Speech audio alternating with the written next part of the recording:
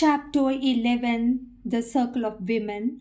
The first classroom of Shakti Academy was nothing more than a rented hall with peeling walls and bamboo benches. Yet, when Anita stood at the front, a chalk in hand, she felt taller than in any courtroom, freer than in any inheritance. She thought with passion, her voice weaving through literature, science, and life lessons. Slowly, other women began to join her widows, abandoned wives, young graduates who had been mocked into silence. One by one, Anita welcomed them. Here, she said, we built something different, a place where women teach, lead, and grow. Shakti Academy bloomed like a tree pushing through concrete. Students poured in, parents trusted, women found work, dignity, and a voice. For Anita, it was more than livelihood, it was rebellion. Each lesson she thought was a slap against every hand that had violated her. Each new enrollment was a blow against the men who had mocked her. No judge could silence her, no brother could steal her, no builder could burn it down. She was no longer just Anita, she was Anita Madam, her name spoken with respect. Chapter 12 The Festival of Light. Years passed, Diwali arrived, again brighter than before. The courtyard of Shakti Academy shimmered with dear children ran before with the sparklers, their laughter raising like music. Madam Sia Rangoli, little girls cried, pointing to the swirl of peacock feathers made from colored powders and petals and feathers of dried leaves, as well as the petals of roses, marigold. Anita begged to admire it. It's beautiful, just like your minds. Rahul, taller now, his voice deeper, hung faintly lights across the grate. He glanced at her, pride in his eyes. Do you realize what you have built, Mama? Look around. She did, and her heart swelled.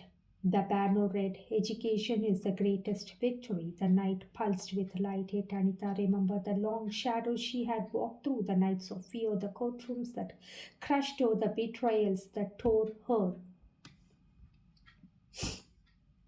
And still here she was standing in her own kingdom, kingdom of knowledge, not as a victim, not as a prey, but as a builder, teacher, queen. Fireworks bursted overhead. Once their crackle had made her flinch.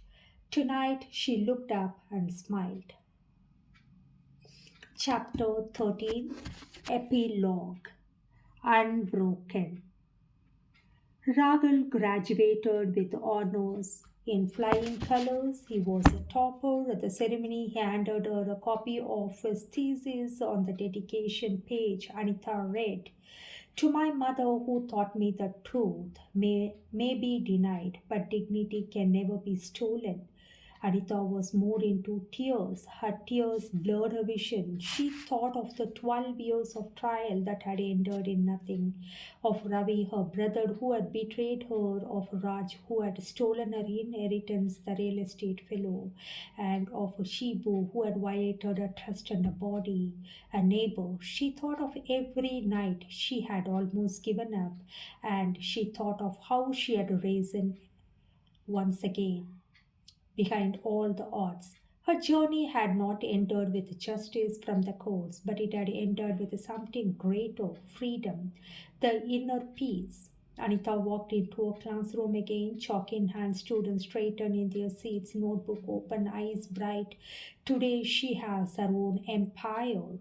Today, she said, voice steadily, we begin with hope. The chalk speaked across the blackboard.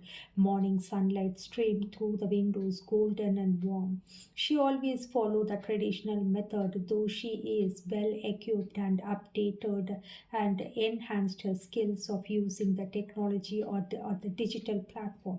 She always preferred the chalk and method to reach the hearts of the students, to make them understand it better. Rather being mechanical, it is more of emotional connection she always wished to have. Anita stood tall in its glow, scared, yes, tired, yes, but unbroken. The end of the caged flight. Hope you have enjoyed it. Please listen to the story, closing your eyes.